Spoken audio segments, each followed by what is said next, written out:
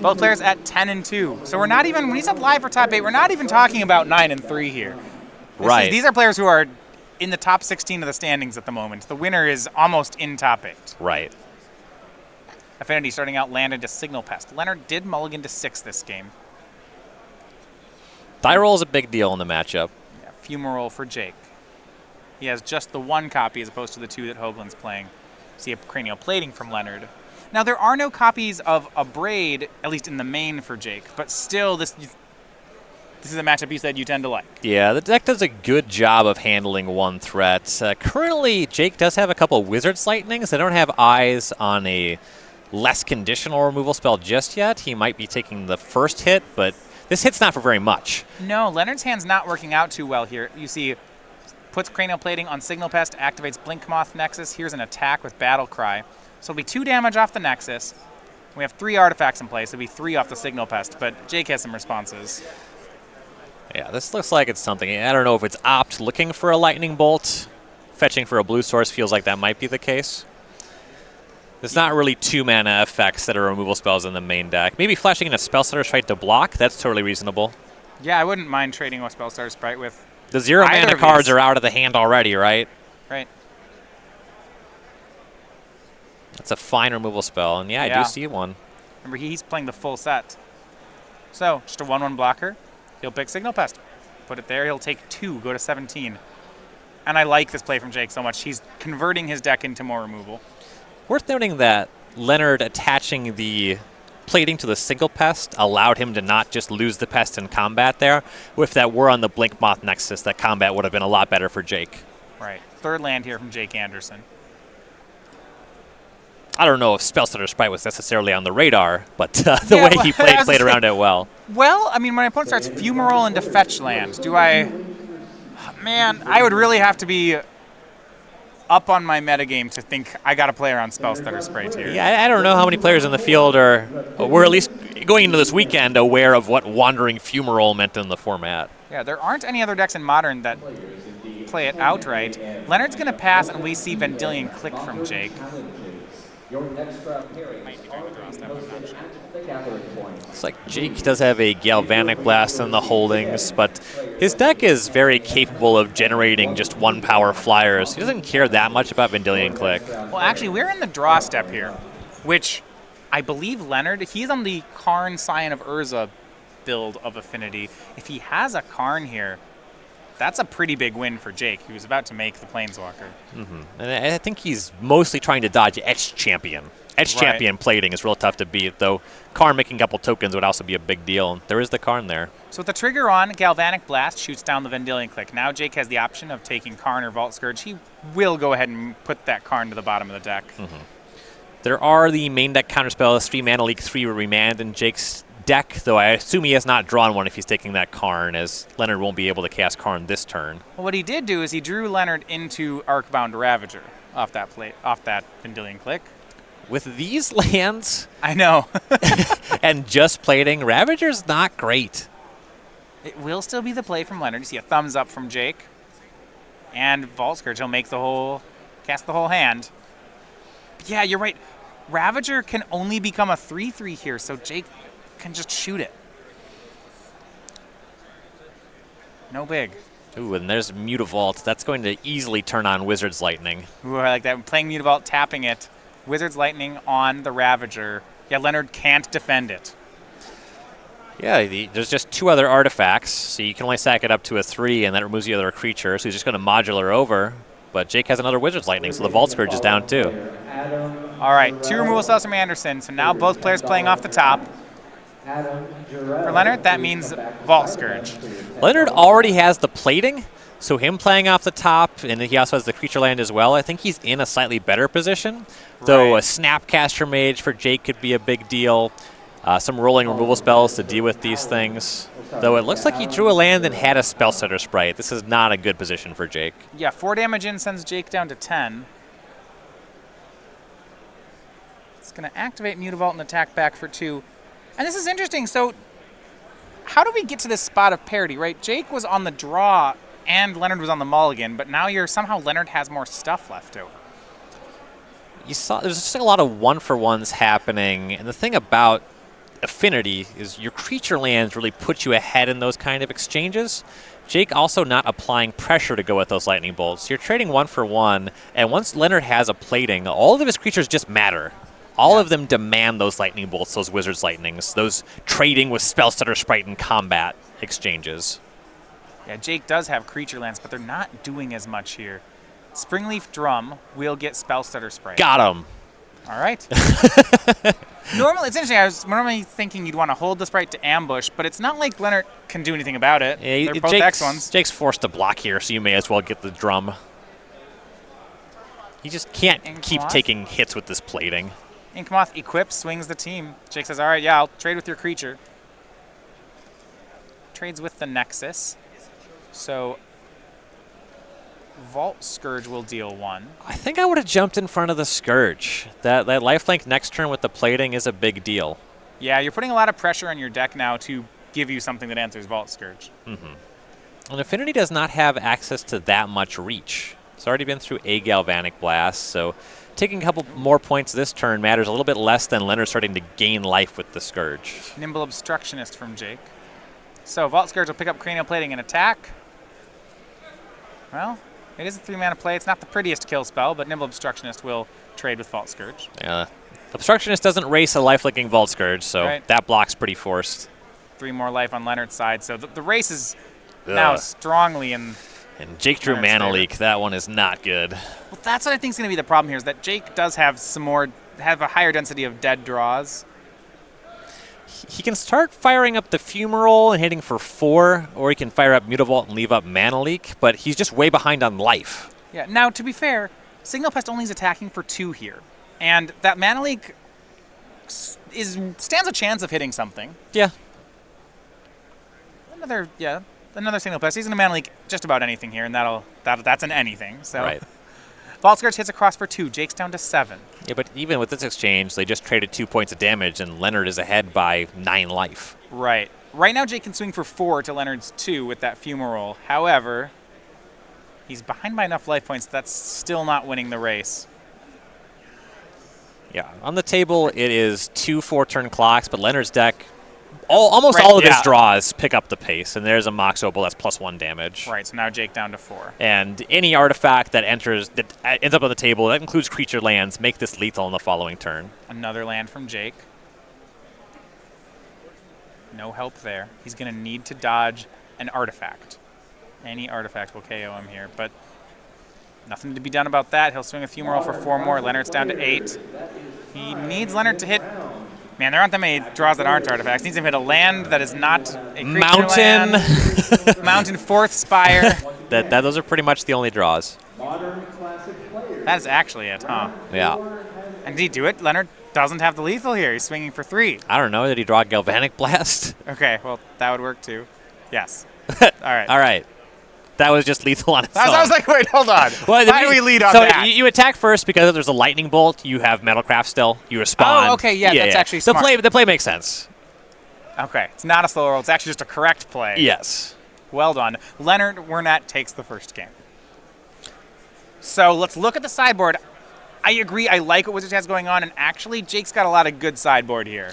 Yeah, we go down the list. 3 Abrade, Love 2 him. Alpine Moon, 2 Disdainful Stroke, 2 Izzet Staticaster, a Dispel, an Entrancing Melody, a Magma Spray, a Negate, a Roast, and a Sun Droplet. So the objective here, get most or all of these counterspells out of your deck. Maybe hold on to 1 or 2 Mana Leaks, as they're going to be most of your play against an Edge champion.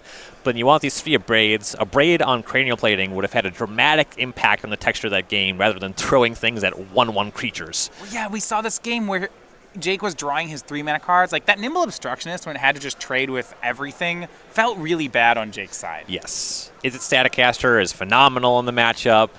Magma Spray does enough. Roast is fine. It's whatever. Yeah, roast. You can roast about some of the creatures. It's fine. Yeah, exactly. I can take it or leave it. Sun Droplet, I'm assuming that's just for burn? Don't want it here. Yeah, pretty much exactly burn. Okay. Now on Leonard's side, Damping Sphere, Etch Champion, Gear Per Aether Grid, Rest in Peace, Ancient Grudge, Bitter Blossom, Dispatch, Spell Pierce, Thoughtseize, Wear Tear, and Whip Flare. So there's some tension with Bitter Blossoms. Yeah. It's a low floor against the Lightning Bolt deck, but it's a very high ceiling against a deck full of X1s. I'm really interested. So I think the tension here is, 1/1s are great. Losing one life each turn is really weak here. Right. I imagine that it's worth it, and it is just one copy. And frequently, Leonard's going to get on the battlefield faster. It's not like he's going to start out behind and then commit a Bitter Blossom when he's already behind. He's probably going to cast a bunch of spells on the first or the second turn of the game and supplement with Bitter Blossom and put the pressure on Jake. So it's going to be really good in spots like that, which I think most of the games are going to play that way. The 2 Etched Champion are great. It's a deck full of Lightning Bolts. The card's excellent. And I actually like Gear per Aether Grid a fair amount in this matchup, as most of Jake's creatures are not going to get out of range. I was actually thinking the same thing. I was wondering about that. So some of his other high-end cards like Karn, Scion of Urza, not a huge fan of in this matchup, but Aether Grid feels like it could stabilize the game pretty easily. I'd expect few or no counterspells post-sideboard, which makes Karn a little bit better. But you're right. It's very expensive. The matchup is largely about going quick. His copy of Whip Player is quite good as well. Yeah. Another way to deal with all of the creatures in Jake's deck. I can definitely see that. So if you want to hear about some of the most recent strategy over on the SCG Tour, subscribe to the newsletter at Star City Games. Assume we might get some people talking about Blue-Red Wizards after this weekend. I can't wait. Anyway, this is free. You get highlights from our best articles of the week. You get upcoming SCG Tour dates. You can also some free puzzles. Also hear from exclusive content from our SCG writers here on the tour.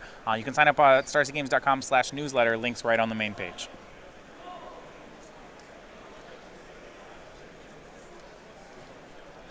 An interesting element of sideboarding for Leonard is he has Galvanic Blast, but it's a matchup where Jake's creatures mostly are just going to trade in combat, which is not really something you care about.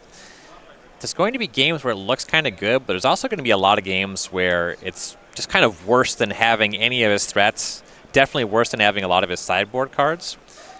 And I think that that's really the card that I'm most interested in boarding out, despite the fact that he's playing against a creature-heavy deck. Yeah, and the way that game played out, the Galvanic Blast on the Leonard side didn't look great. I mean, he had one for lethal, but I agree. All his cards already trade with Jake's creatures, so a card that can only trade with Jake's creatures doesn't seem where he wants to be. Yeah, there was that window where he had Galvanic Blast of Vendilion Click, but he already just had a creature land that can trade with it very easily. Yeah, every card already trades there. And it only looked good that he made that exchange because he drew 3 Spire of Industries. Most of the rest of his deck just is already great there. Sorry if you guys are joining us here. Jake Anderson, one of 2 players to make it into day 2 with Blue-Red Wizards. The other one, Jeff Hoagland, is 12-0. You see him behind there playing against Paul Muller on table 1. So going into this round, the deck was 22-2. Right, no buys. Nope. A legitimate... No need. Yeah. Might be worth a second look. Or for some, a first look.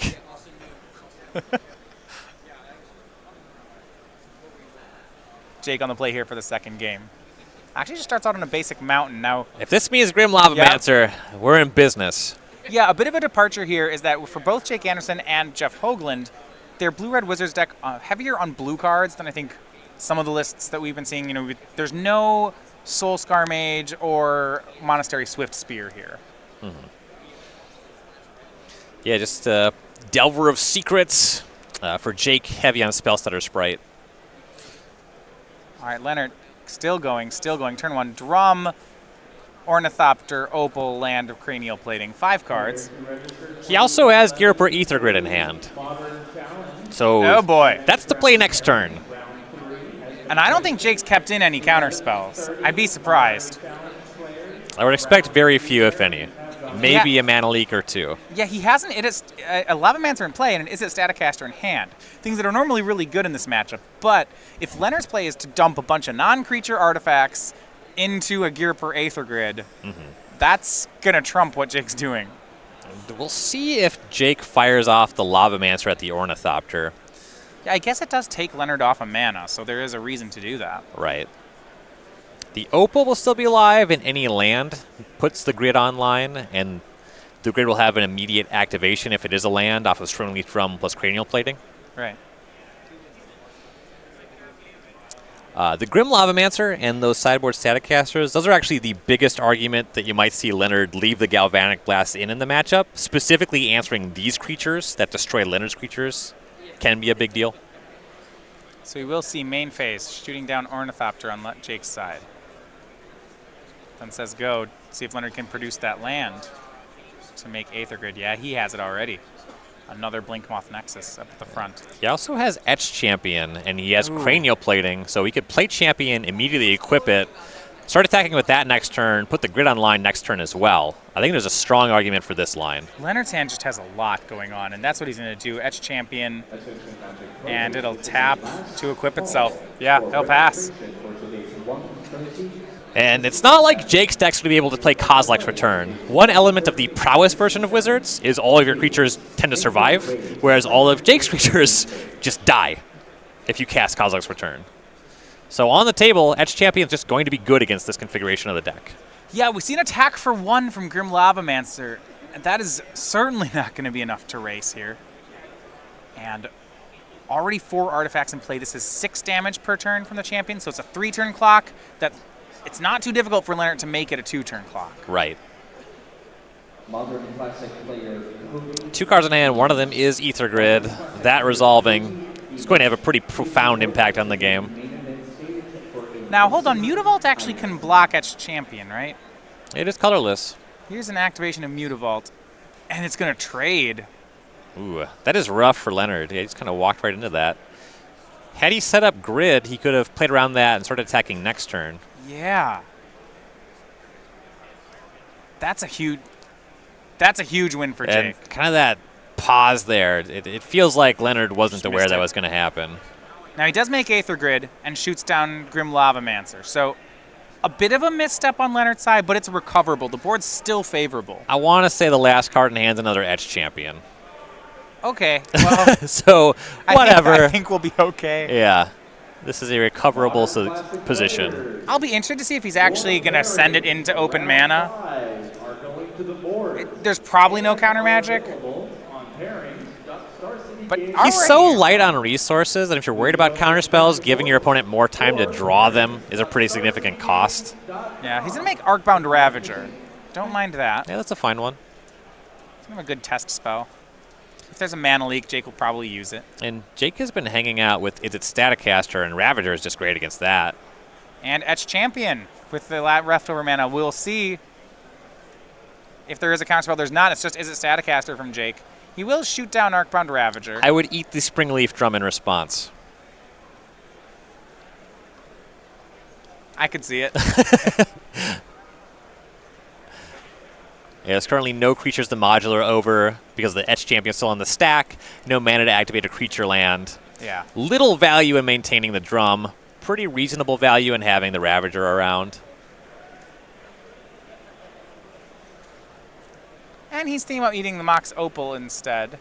I think the Mox Opal is a fair amount better. The thing about drum is if you draw more drums, you can have multiples for the Gearber Aether Grid. Yeah, I guess that would be the reason. Otherwise, Opal is just stronger. It seems kind of inconsequential which one he wants to do here. Yeah, he has a bunch of creature lands. In the face of Is it Static Caster, he probably doesn't want to activate them too much. But the way that the mana works out, Opal is better at producing mana. Drum is better because it's not legendary. But my instinct is definitely to sacrifice the drum. The difference is pretty negligible, and there are pros and cons to both. I would sacrifice certainly one. Yeah, you wouldn't just bin the Ravager? Doesn't make a huge difference which one he sacrifices. All right, Mox Opal will go. He'll make the Ravager 2/2. And we pass back. It still feels like what it comes down to, though, is that there's not a way to answer Etch Champion. And as long as that's the case, these decisions aren't going to matter too much. Right. If Jake can abrade the cranial plating, maybe. Leonard missed a point there with he just saw it.